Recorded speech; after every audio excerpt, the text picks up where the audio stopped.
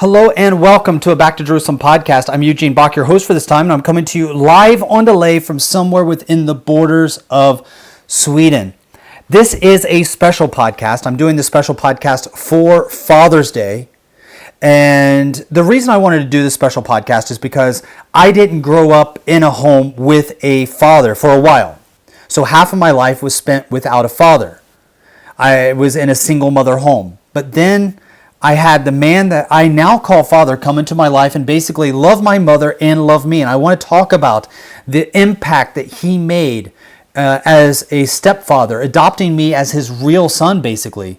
And I want to share that with you. For this, though, I'm going to be calling my mother and asking my mother for the very first time to join us on this podcast, which she's never done before. And so I'm just going to give her a phone call, see if she can answer.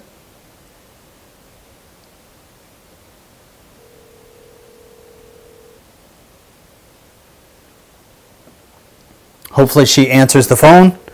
I just talked to her a few minutes ago, but sometimes calling with this Skype number can be... Hello? Hey, Mama. It's me. We are recording, so you are on Back to Jerusalem podcast live. I'm so happy that you're joining. This is the first time you've ever been with me on a podcast. Okay. So the reason I'm talking to you is because, I wanted to do this with Dad, but at the moment he's doing what a lot of dads do on Father's Day, which he's working. And he's right now he's putting in a full shift. Is he going to be working about 10 hours today or 12? How many hours will he put in today? 12 hours. 12 hours. So he'll work a 12-hour shift. Yep. And how many days a week will he work this week? How many days? He works maybe 3 days on, 4 days off. Sometimes he does a 7-day stretch, and then he does a 3-day off, and then he does 4 days on, 3 days off. It's crazy where he works. Yeah, and he really does work hard to provide for his family. He always has. And the reason I wanted to do this podcast, and I asked you to come and join us because he's not available today, and today is Father's Day, and I wanted to do this Father's Day special. And the reason why I thought it was important is that, there's a big movement that's taking place in America right now, especially as we see with Black Lives Matter. And one of the big platforms that they have in Black Lives Matter is that they want to remove fathers from the home. They don't believe that fathers are important in the families. They believe that that is a traditional family structure that is no longer necessary. But I disagree. And the reason why I'm glad that you joined us is because, for much of my younger childhood, I can remember being with you in a single mother home where you were the main provider, you were the main parent. I remember, living in Muncie, where we were alone. I remember moving to the Valley View apartments. I mean, you probably remember those days when we lived in Valley View. And I didn't have a father during that time. And then you met the man that I currently call my dad. And he loved you, but not only did he love you, but he also brought myself and my sister, because there were two of us, in as his own kids and basically adopted us. And at the time I was about 7 or 8 years old. And so that was really exciting. I can remember as a child how excited I was to have a father. And I want to ask you, you as a mother, can you imagine raising me as a teenage boy without a father? Absolutely not. Yeah. What do you think was, what are some of the benefits, of having a father in the home for children? Well, I think that there should be two parents as a structure for a family because and I don't care to say this, but I think the woman is the weaker vessel. And what we cannot do, a man can do.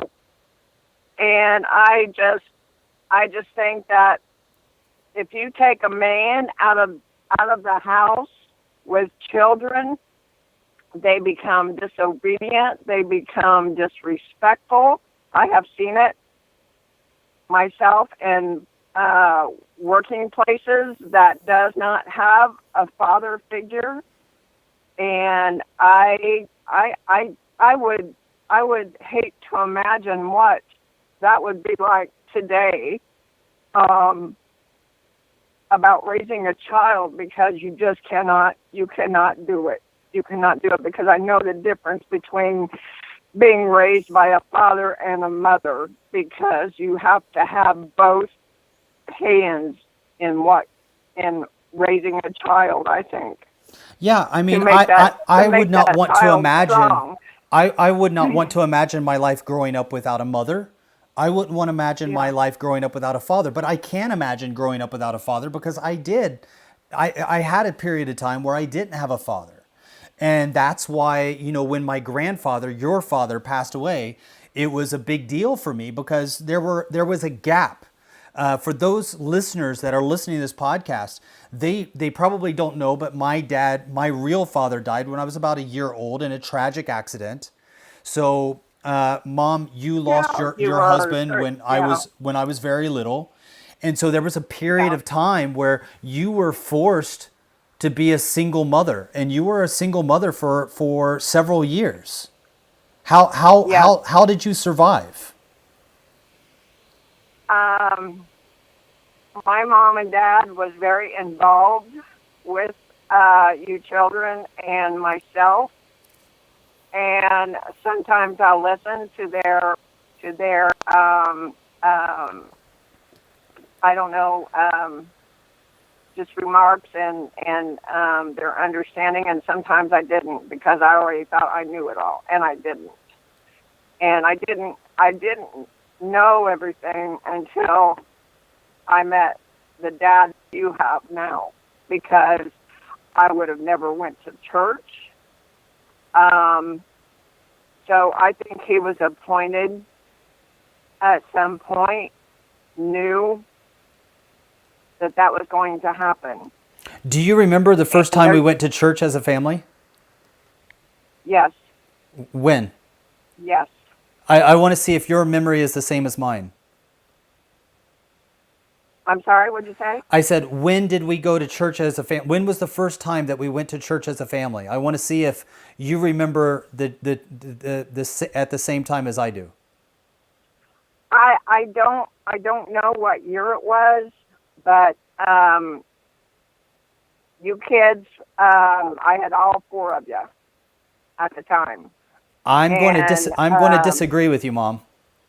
I think that we went to church. I think you were either pregnant with Beth or you had already had Beth. We lived on 2nd Street. And I yeah. remember I think it was a summer evening, Lauren Whitaker. Do you remember him? Do what now? Do you remember Lauren Whitaker? Yes, yes, Lauren Whitaker drove to our house one time. We worked on his farm. And I remember yes. working and feeding his hogs and taking care of his hogs, every day basically on his farm. And I did other work, I was probably 8 or 9 years old. I maybe 10, something like that. We lived on 2nd Street. And I remember one day after work, he came by in his station wagon and picked us up. And I remember thinking, church, what's that? And he took us all to church. And that was the first time I remember attending a service. That was pretty amazing. So I Yes, remember that in yes. my mind. I remember that. Now that you mentioned it, yes, I remember that now. Yes. And that was a big deal because I remember when you were pregnant with Beth, which is my second sister. So I have 3 younger sisters for the people that don't know. I have 3 younger sisters, and you used to be a smoker, but when you were pregnant with Beth, I remember at that time you quit smoking and we went to church. That was a big Right, part of my memory. right. And I Yes, remember also, we got 2 Doberman pinchers, Buckus and Brandy, and yeah. we built a Yeah. So Yeah. yeah, I'm surprised you still remember that. yeah, I was just thinking because today is Father's Day, and I was thinking about the role that the man that I call my dad today, he has a different last name than me, different blood than me, but yet when he came in, I remember the feeling of, being in a single mother home. I remember not having a father. I remember going to school and not having a father, that feeling that the other kids, because during that time, it's probably more common today for kids to not Yeah. have a father. It's probably a lot more common for Yeah. parents to be divorced today. But during that Yeah. time in the 1980s, it was not very common for kids to have divorced parents or not have one of their parents. So for me to come from a single mother family, and I remember I walked to school every day from the Valley View apartments to my classroom. So I would take that walk and I would go with my friends, and they had their friends and their mothers and their fathers, and I didn't have a father. So I remember that odd feeling of being in a single mother home, not having a father. And I Yeah. remember, when I first, there were times where you would date guys and they would come over to the apartment. And I remember as a little boy, and I don't think I've ever shared this with you, but as a little boy, I felt protective over you. So even though I was really little, I still felt protective. And there was something that I could perceive. Even though I was young, I could perceive guys that were good and guys that were bad. And so when guys would come Yeah. over with you that were not good guys, I perceived it. And I hated that feeling and I didn't like those guys. But I remember the very Yeah. first time that I met the man that I call my dad today, that I just had a good feeling about him. Yeah. He had a genuine interest in me, as his son. And so he took me out and Well, we played. he already knew me. I didn't know him. He already knew me when I met him. And Okay. my neighbor said, Cindy, would you like to go on a blind date this weekend? I said, no, I don't do blind dates. So the rest is history. Yeah, but I remember when he came over and he played ball with me. I mean, he was he's only 14 years older than me. And so Yeah. there, I think that there was a It was, connection that we were quite close in age. You had me when you were quite young. yes. I often joke with people that I walked across the same graduation stage twice. Once in your belly and then once myself. But Yeah. basically, I grew up with young parents. I grew up in a young family, and it was there was quite it was odd, and but I remember him as your boyfriend and how I really loved being with him, and he Uh-huh. enjoyed being with me, or at least that's how I felt. And then and as you and he had children together, you had two daughters together, my two younger sisters. Yeah. He never treated me any different. So I remember that feeling as basically we were one family. Even though he was my Yes. stepfather, I never felt that there was any difference. Like the love Yes. for me was strong and genuine.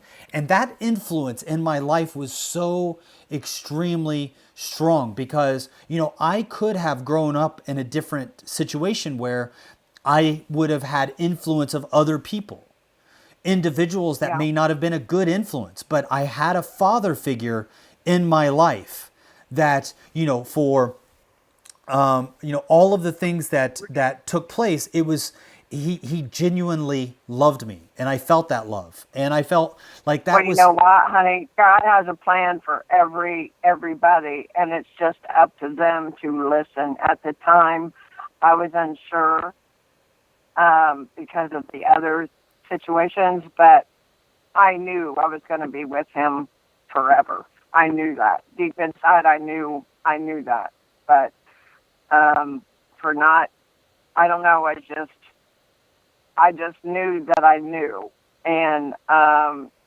we wasn't going to church at that time, but when he came in and connected with you kids and done everything, he just like picked up for a man that did not ever have any children in his life. he took on the package. And I was proud of that. I know we've had our ups and downs like everybody else, but he has stuck with me through thick and thin. And we've been married 38 years. 38 years. 38 years. Let me touch on a subject that might be a little bit more touchy. And if you don't feel like talking about it, you don't have to. I just want to ask you, because there was a period where you guys decided to split and get a divorce. And Yes. and you will remember the emotional roller coaster that everybody went through. And during that time, my stepdad had no legal right to myself or Jody or my sister. Right. And Right. and I remember that even though you guys were getting a divorce, that I really wanted to still stay connected with him. And I remember when I would actually sneak away. I don't know if you remember this or not, but Yes. I would sneak away from you guys I and did. go and I meet him did. in Not secret. till later, but I did, yes. And so I would go and meet him in secret. And I can remember my grandfather even tried to keep an eye on me, and I would ditch him, and he wouldn't know where I was. And That wasn't hard. That wasn't hard to do with my Paul. no, it wasn't. My grandfather, for those that are listening and don't know, my grandfather was legally blind. So for me to sneak Yeah. away from him was not that difficult. For him to keep an eye on me, as it were, was not really possible at a certain distance. That was the key word, yeah. Yes. That was the key word. And I remember one time specifically, I was with him. I was able to get away with him, and I wanted to stay with him. And the police chased him down, pulled him over, and removed me from that vehicle and brought me back to you. And I remember how heartbreaking that was. And so we went through a period. Do you remember how long that period of time was? Mom, did you hear that? Yes. How No, long? I didn't. How long was that separation period? Do you remember? 3 months.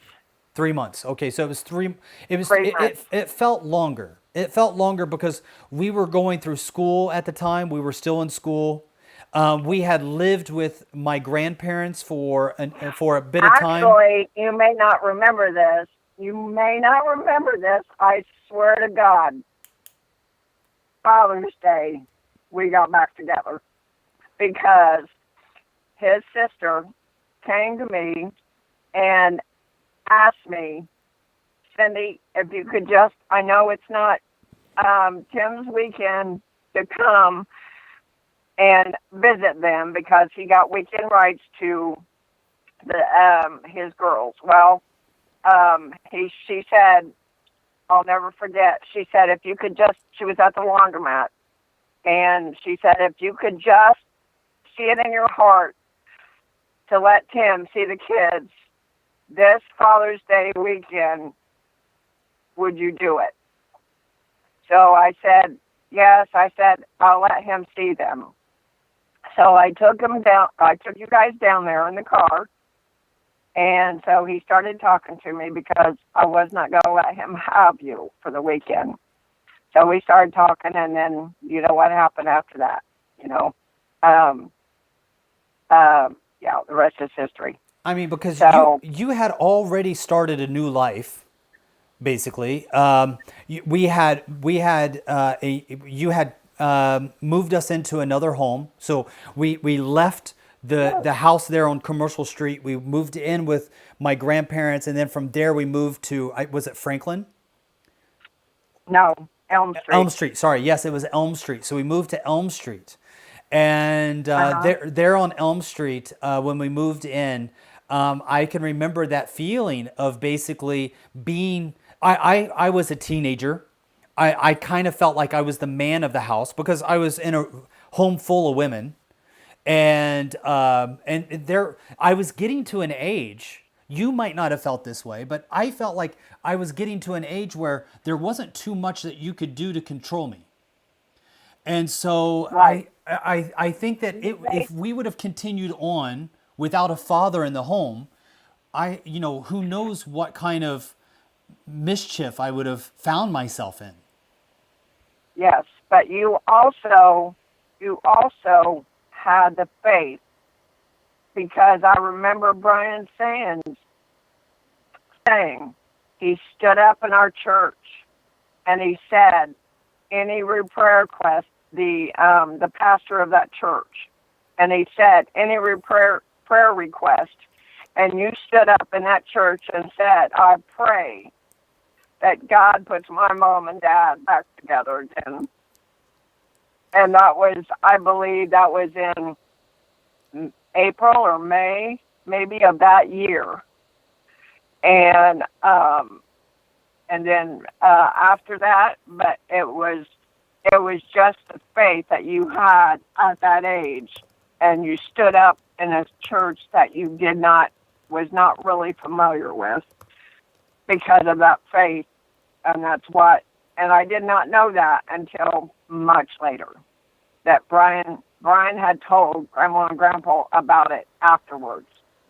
And for those that are listening to this podcast, Brian was a neighbor to my grandparents. So he and I became very close friends during this separation period. So during the divorce, he started to listen to some of the thoughts that I had, the challenges that I had, the emotional roller coaster that I was going through. And it was not an easy time for anybody. Like I said, the police were involved. At one point, I don't know, Mom, if you remember this or not, but Dad would try to come over to Grandma and Grandpa's to see us, and Grandpa would chase him away with the gun. So Grandpa would pull out his shotgun and threaten him and threaten to shoot him, and so it was a pretty intense situation. Yes, because he was while I left him, he was verbally abusive to me, and he never, after we got back together, he never once ever done those things again with the goodness of God Himself, because He knew how I felt about that. And whether it's verbal abuse or physical abuse, it takes time to get over. Mom, let me ask you this. When you were a single mother, what were some of the challenges? Because you were a single mother for a while of 2 children, and during the time that you were getting a divorce and were in the separation, you were a single mother of 4 children. What were some of the challenges? What were some of the challenges? Yes. Because I know it wasn't easy. I know that it wasn't easy. Yeah, I know that I know that, it was not, as with 4 kids, it was not easy for you to get a job or work. That's why, Grandma and Grandpa played such a major role in helping and assisting. Yeah. I remember that they bought their very first minivan during the time that you were getting the divorce, just because we couldn't all fit into one car anymore. So they went and got a minivan. I remember, before you met the man that I call my father today, we lived in the Valley View apartments. Those are like government assistance type of apartments. We were on welfare, food stamps, WIC vouchers, all of everything that comes with government welfare. Basically, we were on. I remember being very ashamed of it. You will remember, me hiding in the passenger side seat, or I didn't want to be at the grocery store when you were using, the food stamps. I was afraid people would see us. Well, I didn't. I had 4 children. I didn't have any pride left. No, I know, and that now anyway. You didn't know then, but now because of our financial situation. I was given free lunch at school every day, but I would not accept it. Yeah. So I went hungry every day, because I did not want to get into the line for free, because the kids that had to go for free lunch had to stand in a special line. And everybody knew that those were the poor kids. And I didn't want that stigma on me. So I would hide. And people would ask me, why aren't you eating lunch? And I'd say, I'm just not hungry today. And that's what I said every day. Said that every day, and I went without eating every day. So I know it wasn't easy on you. So I never told you these things. And I worked, I worked from the time that I could do anything with my hands, whether it was mowing yards, raking leaves, delivering newspapers, working at the grocery store, anything that I could do to make money, I did, from the time that I was pretty young. But Yes, you I did. know that it was challenging for you. You know, being what was the most challenging part? What can you remember of those days? I know that those days are a long way away. You know, they're you. I know that you've made many memories since those days, but what stands out in your mind as being the biggest challenge? Well, it was because I could, today, not many parents can say they can stay home with their children. And I, I thought to myself, if I get this help, then I can stay home with my children, but still have a part-time job when you kids got old enough to, um, what I thought being at home by yourself, not by yourself, but after you got off the bus at school. And, but I would still worry about you guys when I would go to, from the time I was at home to the time I went to work, I would still worry, okay, well, are they going to come home safely and be there safely? But I found out later that it was a vacation for you guys because, yeah, but because of the things that you've done and found out 20 years later what you've done. So, but yeah, that was about the only challenge, but yet it wasn't a challenge because I knew later that I would just feel blessed because the economy was not going to get any better. But I would still feel blessed because I had a job, but yet on the other hand, I would be there for my kids all day until it was almost time for you kids to come home from school. And So you wanted that, right? You wanted to be home for your kids. I wanted to be home. And because I don't ever remember, well, I do, but I don't ever remember my mom done ironings. She worked until me and my brother got in school. And that's just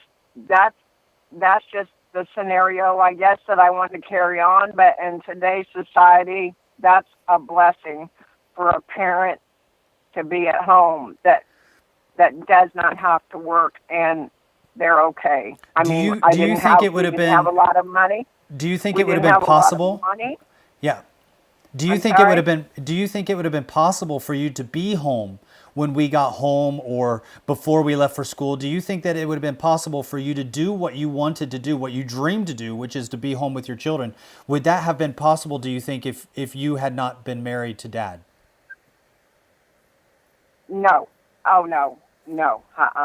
No, because I would have to work a full-time job. I mean, I would have to be out there probably from sun up to sundown to work. Yeah. So, and that's, I mean, to a lot of parents, that's okay, I guess. They make money, and that's what they want to do. But they've lost their children's attitude. They've lost their children's respect. They don't know where their children are. I always knew where your children were. And if not, you thought you knew where we were. Yeah. Well, you may not have known where I was. I was probably your most difficult child in that way. I went to many places and did many things that you were not aware of until much later in life. Yeah, I know, but I knew, you were home by dark when you were young. Yeah, but I was not always home during dark when I was young. Yeah. Well, I mean, when the lights went out or the lightning bugs started blinking, your butt better be home. Yeah, and so I would come home, I would make you feel better, I would go to bed, and then I would sneak out the window. Yes, and but I never thought my children done that. Okay. No, I No. was one of those mothers that did not think that their children done things like that. And that has been one of the interesting characteristics about Dad, is that he was able to catch us doing things that you would have never I caught us doing. know. I I mean, know. you were He had pretty eyeballs in easy the back of his to head. yeah, you were pretty easy to trick and fool. So Yeah. there were things that we could get over on you very easily, but Dad just had like a sixth sense where he could sense that we were up to something no Yes. good, and he knew Well, not see, only not only did he was he able to sense it, he was able to catch us. So he was. I remember yes. one time Yes. Or he knew what you were doing before you got home. yes, I remember one Yeah. time. We were living out in the country in Montpelier. So we were living out in the countryside of Montpelier, and one of my sisters did not come home. Jody did not come home. So Dad right away knew, and I think she was in junior high at the time. So like let's say sixth, seventh, eighth grade, something like that. And he knew right away, without a shadow of a doubt, that she was out with a boy. And Uh-huh. even me, I was like, I don't think she is. And he was like, I know she is. I'll teach you how to catch her. And that was the first time that I really remember seeing him in action on being able to catch somebody that was that was sneaking around. And so what happened was we were driving towards the school. And it was, school had already let out maybe over an hour ago or something. And Dad saw one of Jody's friends walking along the street. So Dad pulls up beside her and he says, hey, do you know where Jody's at? And she said, no, I don't know where Jody's at. And Dad said, yeah, okay, because I thought that she said something about being with Matt. And so I just wanted to let her know, that we were going to be leaving and we needed for her to meet us somewhere else. And right away she said, oh yeah, she is with Matt. She's at Matt's house. He didn't know that. She didn't know that he didn't know that. But he tricked her, and right away, and we went driving over to their house, and I remember I was in the truck and we were going to get this Matt guy. And so he went to the front door and he said, you go around to the back because he'll try to sneak out the back. And I said, no, he won't. Dad said, watch him.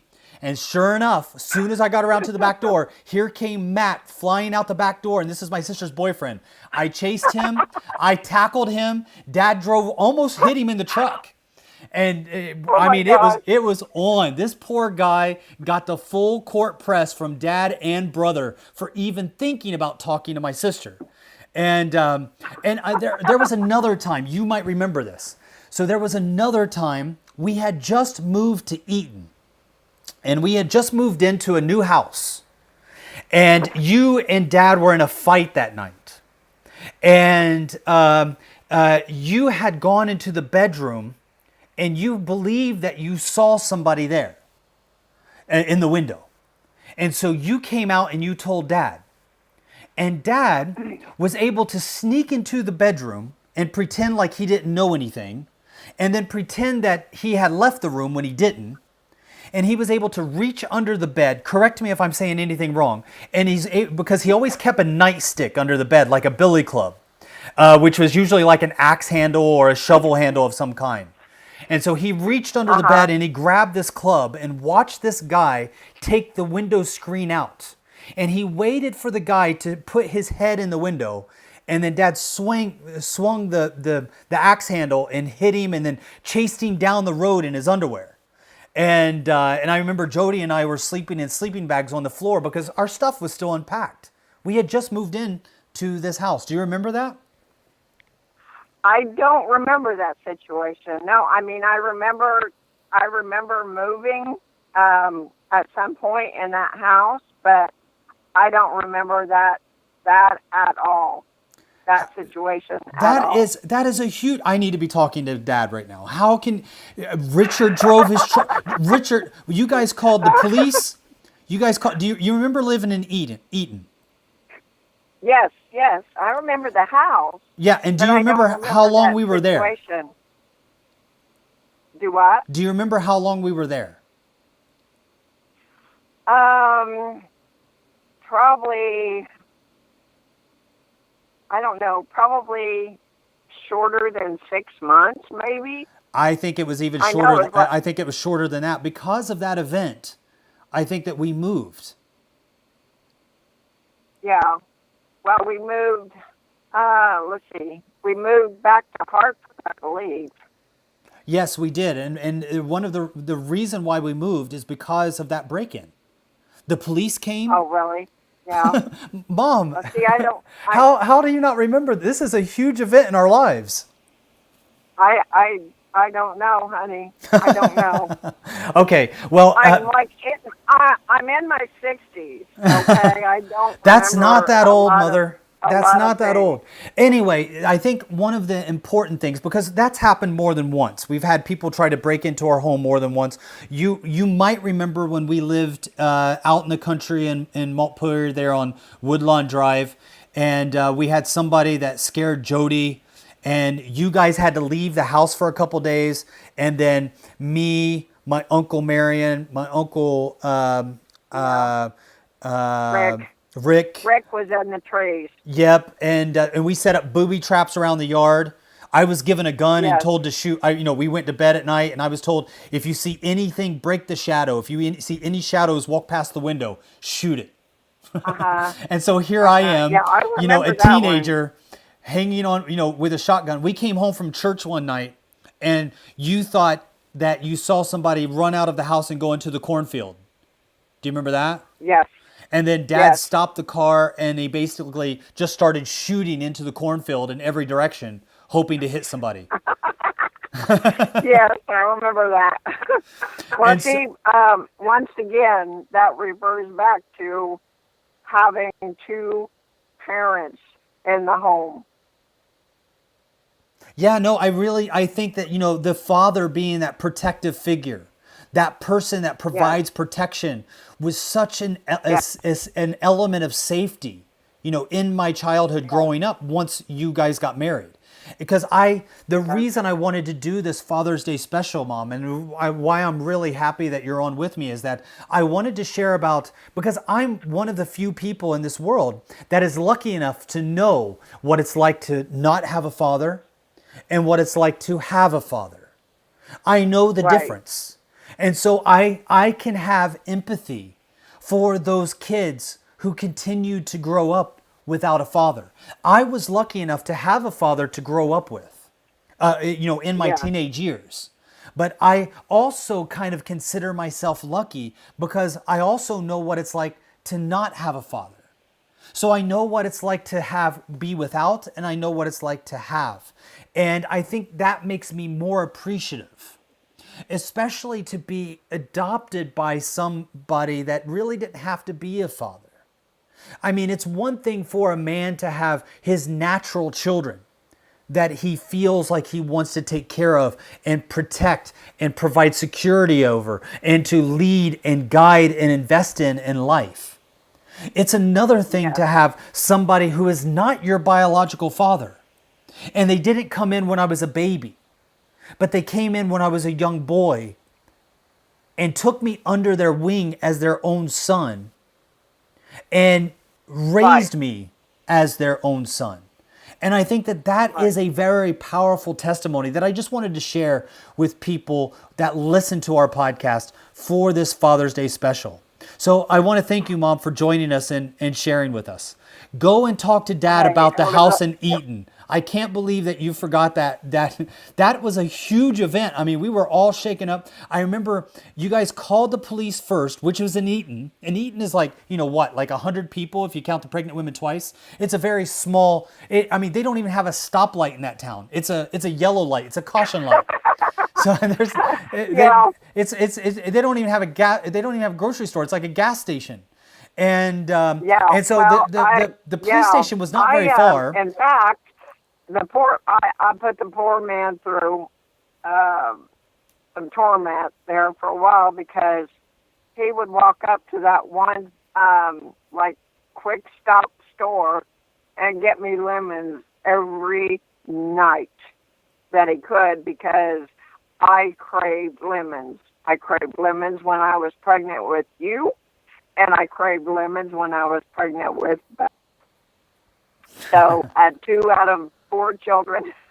I crave lemons.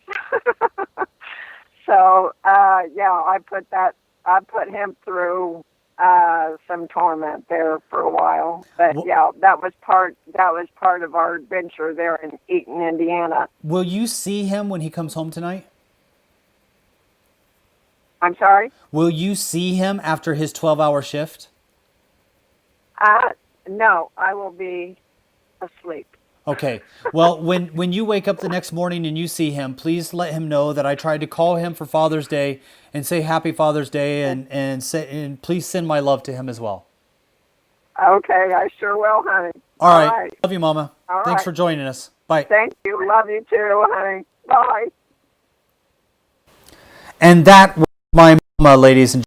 That is the lady that raised me. And one of the things that I wanted to do on this Father's Day is point out the importance of fathers. If you are listening to this podcast, I want you to think of the biblical examples that we have of our Heavenly Father. The Father who is always there, good times and bad. The Father that listens to our prayers even when we think that He doesn't. The Father that has allowed us to be brought back into the family of God through the sacrifice of Jesus Christ. That His blood that was shed for us allows us to be, as His children, grafted into the vine. We may not be the natural sons of Abraham, but through the blood of Christ, we're able to be grafted into the vine. And I can identify with that concept a little bit in one way. Now, I know that it's not a completely perfect comparison, but being adopted, as it were, by my stepfather in the absence of my real father made such a huge impact on my life. And let me say this. There were a lot of stories that I can tell you about growing up that were not always great. My parents, like all parents, make mistakes. But here's the thing. I always knew that they loved me. And that was so important. I always knew that they wanted the best for me. Even if their actions were somehow even if they did things that were hurtful to me, I also knew in the back of my brain, no matter how much anger we had in those instances where things were happening in our family. And I come from a very emotional family where people let you know. It's funny when I married into my wife's family because there is a certain dialogue between them. In my wife's family. My wife has never really heard anybody raise their voice. She didn't grow up in a family where people yelled at each other. She never grew up in a family where there was any violence at all. My family, I mean, there would be straight knockout, drag-out fights. Yelling, screaming, name-calling, scratching, pulling, punching, hitting, shoving, gun pulling. It would people let you know in my family how they feel, and it was very easy to get caught up in those emotions. So I grew up a very emotional person, in the way that if you made me mad, I let you know. I clenched my fist and I was ready to throw down. If you made me mad enough, if I had a gun nearby, that was an option. My wife changed that part of me. She let me know that that's not normal. That's not typical behavior of a grown adult. And I've changed since then. But what I always knew is the love of a father once I was kind of the adopted son. I wasn't legally adopted in any way. It was still my stepfather. But I loved him like a father and love him like a father, and he loves me as his son. And I think that this is one of the most powerful testimonies that one of the things that I love about the Bible when we're reading through the Bible is that we see the generational call that God gives to his people. When God speaks and says, I am the father of Abraham, Isaac, and Jacob, he's identifying himself as the God of generations. As a father, you have the power to change the course of your child's life for better or worse. You make decisions that impact your child for the rest of their life. That doesn't mean that, if you make the right decisions, they'll turn out right. It doesn't mean that if you make the worst decisions, they'll turn out bad. At the end of the day, each child also has independent decisions that they can make themselves. They have free thought and free choice. God doesn't have grandchildren.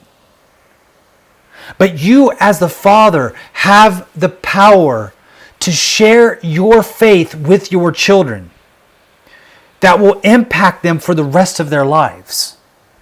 To train up a child in the way that they should go, and when they are older, they shall not depart from it. This is a calling that we have. It's a big calling that we have as fathers. So on this Father's Day, I want to say that I am thankful that I know what life is like with a father. And I am ever more thankful because I know what life was like without a father. I've been in both situations. I've seen my mother struggle. I didn't mention the other times that my mother was married and divorced. I didn't mention the other times that my mother had married men that were extremely abusive, very abusive, physically abusive. I've seen flower pots thrown at my mother's head. I've seen a sister who's been traumatized because a man that had moved into our family, that my mom was married to for a short amount of time, held my sister's head underwater and tried to drown her in the bathtub. I can remember fleeing from a home in fear without a father because some ex-husband or ex-boyfriend was angry and trying to break into our home or trying to get to us. And who knows what they would have done had they gotten to us. I remember those snapshots of fear as a child, being without that protection of a father figure. And I also remember very clearly having that secure feeling that my dad's in the house. He will protect us. My dad's in the house. If the bad man is outside, my dad will keep us safe. Even if he couldn't, I didn't believe that as a child. As a child, I believed that he could. And there are certain components to our earthly fathers that we're able to understand more about our heavenly Father. And the more I read in the Bible about my heavenly Father, the more I'm able to transfer those ideas and characteristics to my own life to be to my son. Do I do it right? Absolutely not. I am a habitual failure as a father. I've done so many wrong things as a father. I've had so many opportunities to teach my children amazing situations where they would learn, to be truthful and honest and to have character that is able to go up against the pressures of the world. There are opportunities that I've had to train my children in the ideals of Christ, and I've missed those opportunities. I've squandered those opportunities. I've missed those opportunities. And then there are times where I've just been a bad example. I've just flat out done bad things in front of them, said bad things in front of them. There are times where I've been an example of what not to be. But the power of a father in a home is so absolutely detrimental. And, this is not Mother's Day, so I'm not talking about the influence of a mother, because almost for a child to grow up with a mother, it's considered to be almost unheard of. And though it does happen, and it's tragic. It's so tragic. I think that balance of sweet and sour, mercy and structure, strength and love and nurturing, protection and comfort, that yin and the yang of the mother and father being in the home doesn't always happen. I know. I grew up in that environment.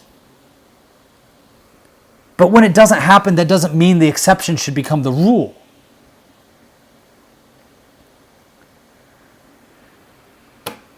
In my home,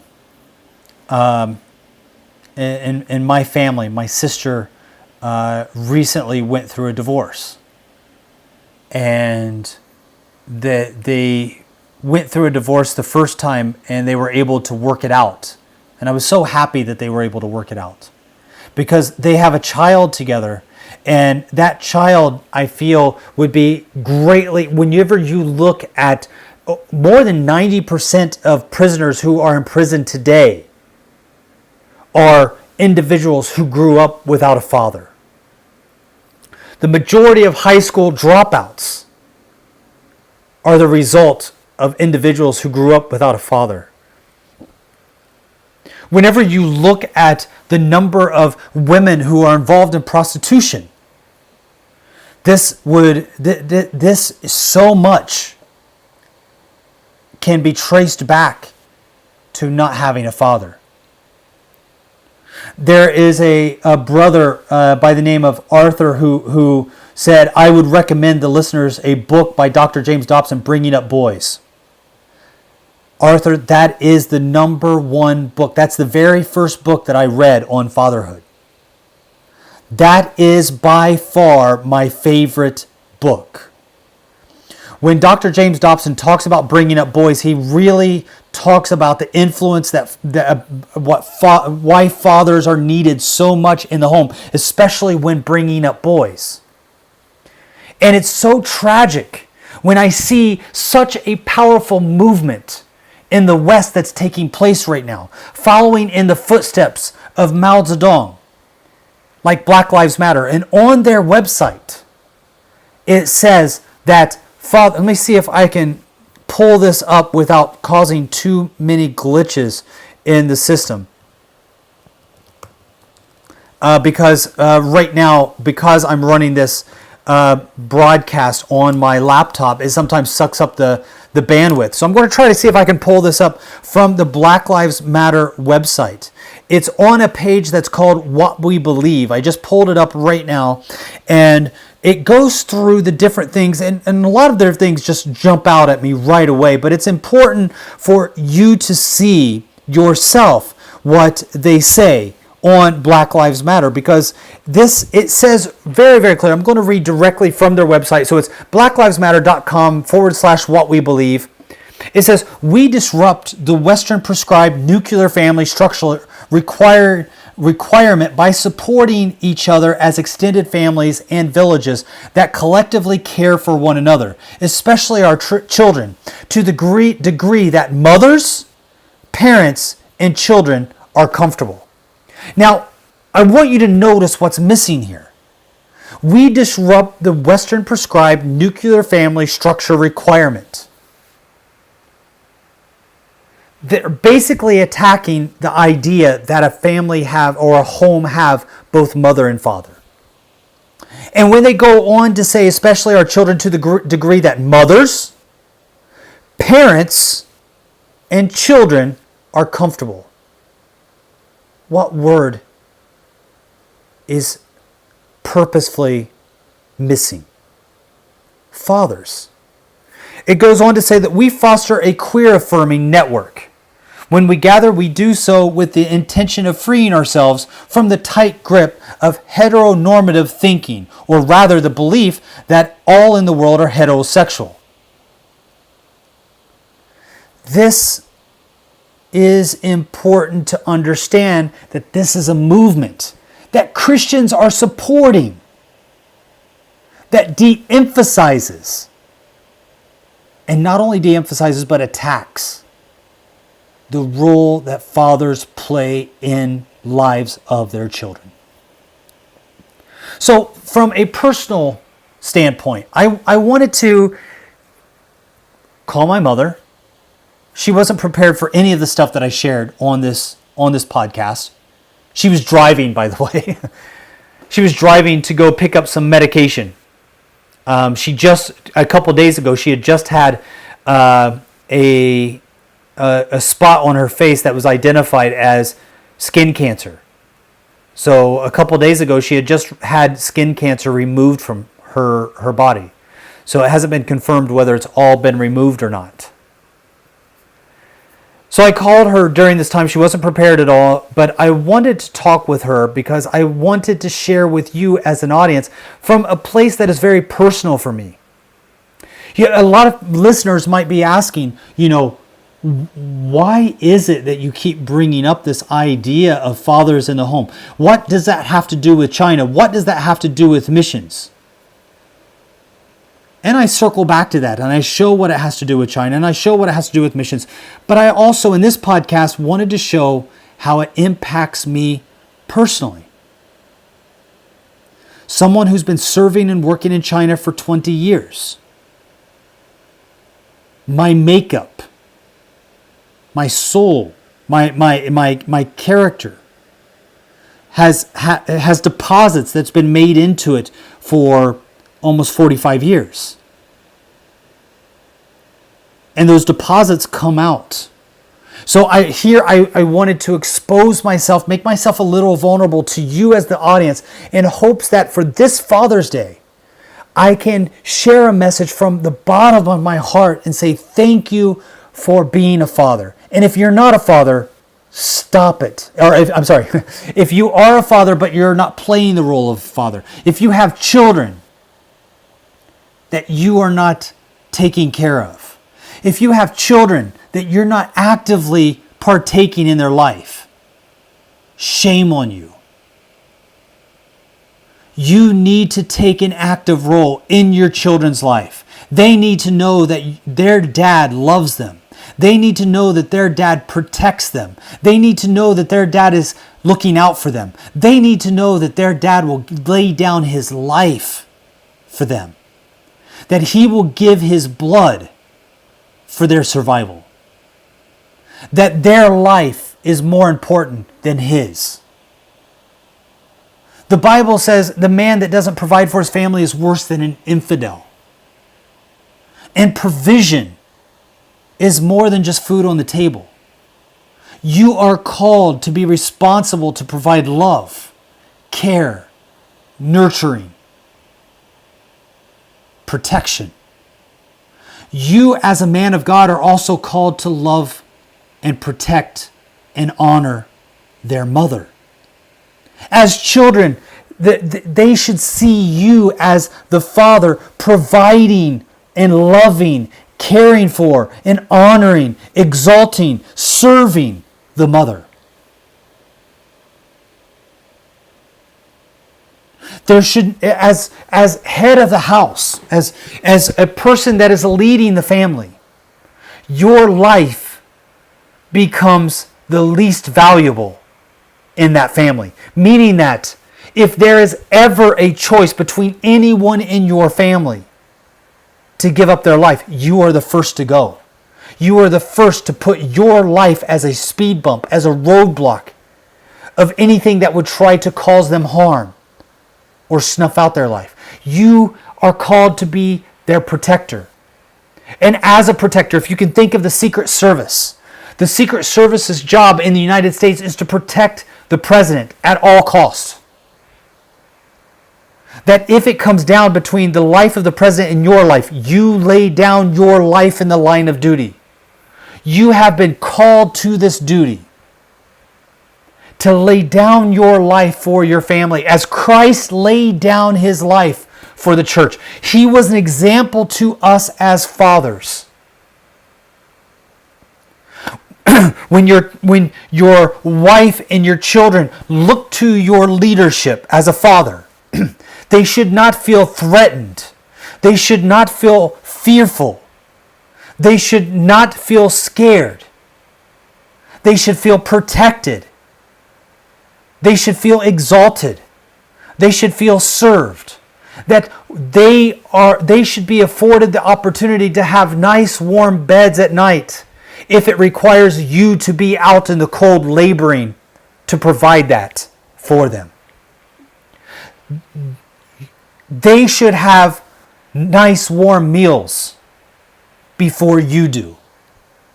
They should have clothes on their back before you do.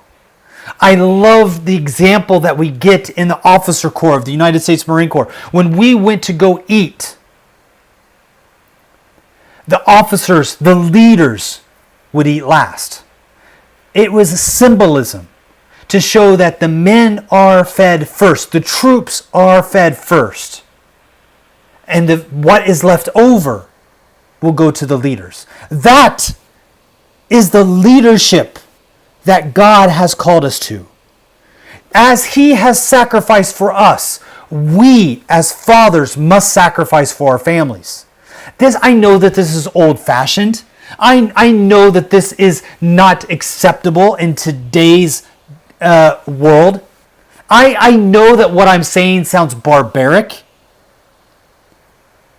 But the idea of serving women and children, the idea of the Titanic sinking, women and children first, is something that there is an idea that is built off of Christian Judaic values that we as men of God must embrace.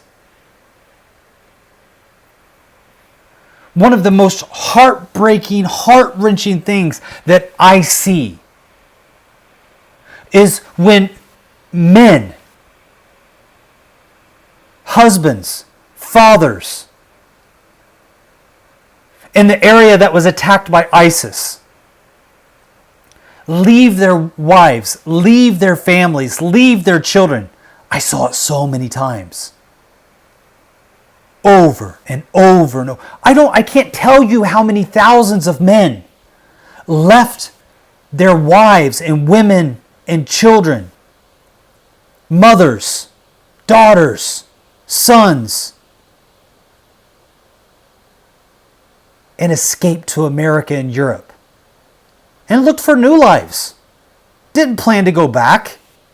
Left their wives and their children to face ISIS alone, to cross the deserts looking for shelter by themselves, looking for provision by themselves, looking for their way to navigate to these refugee camps that were protected by other families, husbands, and fathers. Christian nations that sent their husbands, their fathers, to go and provide protection for someone else's family, which many of those fathers gladly did. And today, there are fathers that I know that are on the front line because I spent Father's Days on the front lines in the Persian Gulf. As Christians, we inherit a heritage from our Heavenly Father. Even if you don't get it from your earthly father, even if your earthly father was absent, even if your earthly father was a scumbag, doesn't matter. We inherit a character from our Heavenly Father that gives us an identity, that puts us in a place to serve the church, the mission, the vision, and our families with our very lives. We have a mission as men, and when we do not take our place, the world will attack. And let me tell you, they're not nice when they take over. The places where women and children suffer the most is where godly men don't exist. Go and see the misery index for women and children in Yemen, Iran, Saudi Arabia, Iraq, Syria. Go and see the misery index for women and children in Cuba, North Korea, and China. When godly men are absent from protecting their families and providing for them, the enemy comes into the house and abuses those that are the most vulnerable in our society. You may not like that. This idea of protection can somehow say, oh, you're high and mighty, male chauvinism, sexism. Call it what you like. But my boys, when they grew up, whether you like it or not, and the concept is biblical, even though the actions may be arguable. So I'm not saying that the way that I taught my boys is the godly way, so I hope that you don't hear it that way, but my boys were required and expected to open the door for their mother before she got into the car. My wife never got into the car when my boys were living at home without my wife never got into the car without them opening the door for her. If there were groceries to be carried, they carried them for her. Because I wanted them to know that their role as a man was to protect and provide. The problem comes when there is an abuse of the system, when there is an off balance of the way that God would have it be. When that position is not used for serving, but used to be served. When the leadership role is twisted, where those that are the most vulnerable in the families and the societies are being abused and put into a state of fear so that they provide for the leader instead of the leadership providing for the most vulnerable. The role that is supposed to be played is reversed and changed because the biblical balance is off. And there are many that are listening to this that do not like where this is going. You may not like the premise of this podcast, and for that I apologize. Kind of. Not really, right? Because I'm not taking it back. So I guess that's a sucky apology. My bad. But I wanted to say Happy Father's Day to all of the fathers out there. And to allow you to know that the Bible commissions you as men to be a father to the fatherless. To stand up in the place where we see fathers are absent. We have way too many fathers absent in our society. I come from a predominantly black church. You can almost say all black church. That's the church that I've been a part of for the last 25 years. There was myself and one other white guy that was a part of the church when I was at the church. And one of the things that I remember is the number of children that were in the church that did not have fathers. And I remember taking 16 young men out camping in the San Bernardino National Forest up in the mountains. And the majority, I'd say 90% of these kids did not have fathers. They'd never been camping before. And many of them had racial stereotypes that they put on themselves. For instance, I remember they were like, they called me Minister Z. They're like, Minister Z, we're black. We don't camp in the snow. I was like, who told you that? They're like, hey, you don't see black people camping in the snow. And I was like, and? You're a man. We're going to camp in the snow. There was snow up in the mountains.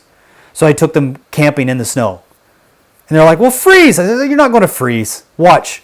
I'll sleep in the snow outside the tent. I've always loved the snow. So I took these young guys up into the mountains. We camped out in the snow. We fished in the lakes and the rivers. We had an amazing time over the weekend. And I spent that time ministering into these young boys' lives. And it was a heartbreak. because I could see hunger in their eyes for a father. They came and they stayed at my house for a couple nights, and we would get pizza and we would hang out. And then I would take them back to the church, and the mothers would come and pick them back up. And there's always been a part of me that felt like if I didn't leave for China, I would have been able to make more of an investment in those young men's lives. I remember one time when Francis Chan, a very well-known author and speaker, came to Hong Kong and visited with my family. He spent some time with us in Hong Kong. So he came to Hong Kong, and his wife was pregnant at the time, and my wife took his wife bowling, and our board members were there for Back to Jerusalem, and we had this little meeting room, and there were about 10 of us all together. And so I brought Francis in, and Francis Chan began to share with the board at that time. And I remember him saying, because at that moment he was stepping down from his church, which was in a very wealthy area of California. And he said, I remember. And he said, I'm stepping down from my church. And the reason I'm stepping down from my church is I remember I was flying in over the LAX, and I remember looking down at the city below me. And I was thinking to myself, how many children are in this city without fathers? How many children are growing up in communities without any father figures, and the only leadership that they have to really look up to are the gangs, and the young men are clinging to the leadership in these gangs because there's these alpha males, and boys are a little bit like pack dogs. You may not agree with this. You might think that there's no chemical difference between boys and girls, but there is. That's why I love Dr. James Dobson. Dr. James Dobson is a medical doctor that has worked with children for quite a while, and he can tell you about the chemical balance that takes place between girls and boys, even prepubescent. In the prepubescent body, there are chemical differences between the way girls process information and boys process information, just because of the presence of testosterone or estrogen in the system. And so he approaches the situation from, so Arthur, I'm glad you brought that up, but he approaches it from a medical standpoint. And I think that it's absolutely essential, because when I work with boys, I see their need for leadership. They crave it. And in the absence of it, there can be real problems. That's why we see so many criminals, males, that are in prison today. More than 90%. That's not just a correlation, that's a causation. More than 90% of prisoners grew up in fatherless homes. The majority of gang violence that we see on the streets are from young men without fathers in the home. And Francis was sharing that flying over LA, he looked down upon the city and he was thinking, the place where I'm at, that we have fathers in the home. We have influence that is positive for the families. And therefore, these are safer communities. These are more wealthy communities. These are communities that have better education. These are areas that have that you can see a completely different environment. Groups like Black Lives Matter want to point to everything else except for fathers in the home. The very thing that is absolutely essential for the future of children is the very thing that they're attacking. And the enemy knows this. And so Francis said, I really feel that I need to step down from the church that is in this wealthy area, that is in this area with so many fathers, and serve in a place like the inner cities of LA, where there's broken homes, high divorce rates, children being born out of wedlock, abortions taking place left and right because of premarital sex, and fathers that are not married to their mothers, to the mothers of the children. Fathers that don't want to have any responsibility with their children at all. This is already a much longer podcast for Father's Day than I wanted it to be. We're already over the hour mark, and I should cut it there. But I want to take this one step further and say that my wife was pregnant before we got married. Yes, we were engaged, but we were not married before we knew each other, as the Bible says, Joseph knew Mary. This was a sin. This was a failure. This was a failure on my part.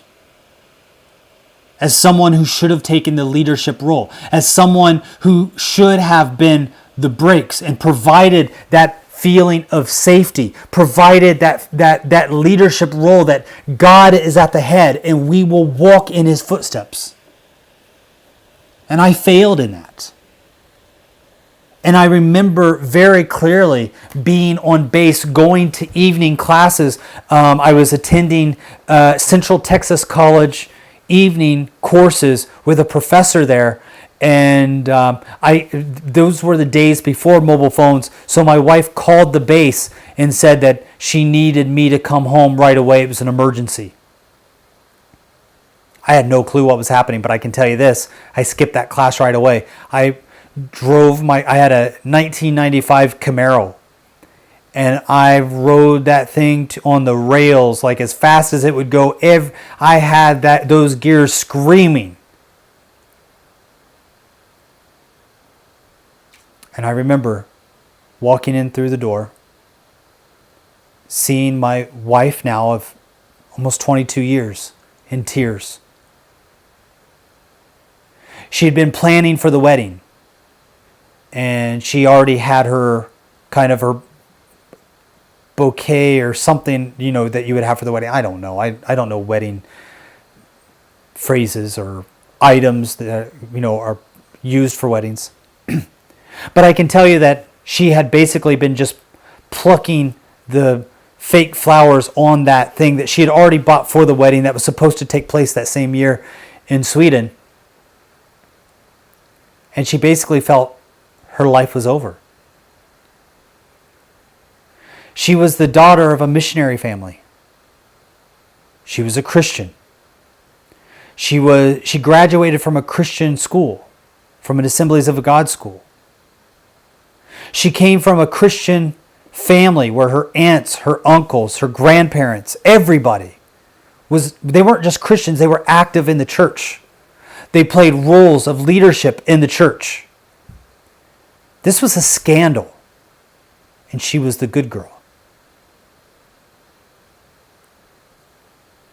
And I remember walking in and she was looking at me like, this is the end. And I knew that we did wrong. And I remember looking at her and I told her, we sinned. And we will repent. And we will ask for forgiveness. But this is a child. One of the greatest gifts that God could ever give. We're going to get dressed. We're going to wash off our tears. And we're going to go and celebrate. Not celebrate the sin. We broke covenant with God by coming together before we were married. And I own that sin. And I make no excuses for it. I did what God did not want me to do. But we're going to celebrate the life of this child. We're going to get married. I'm going to take care of you because I love you. I'd already proposed. I already knew that I loved her from the first day I met her. I always tell her my greatest regret in life is that I didn't marry you sooner. I wish I would have met you earlier in life so that I could have spent more of my life with you. I met my wife when I was 21 and married her when I was 21, but if I could have met her earlier, I would have. If I could have married her earlier, I would have. I would have married her as early as the law would have allowed me to. And we got married with her pregnant. It was a Vegas wedding. So we got married in Vegas. And being a father has been one of the greatest gifts that I've ever known. So if you are in a position where you have you have had premarital sex with somebody and you're not married and they're pregnant, I'm not saying that marrying them is a solution, but it is your responsibility as the father to provide for the child and the mother, regardless of what that entails. Regardless of what that entails you missing out on. Your life is no longer your own once you become a father, once you become married. Your life belongs to your family. Your goals are no longer personal ambitions. They are now ambitions to build up and bless your family. And it doesn't matter how many hours you have to work. It doesn't matter what you have to go through. It doesn't matter what you have to live without. It doesn't matter what you have to sacrifice. Count it all blessing. Because every deposit that you give of yourself to your family is what God has required you to do. Our societies would be much better places if we all took on the role of a father as laid out in the Bible.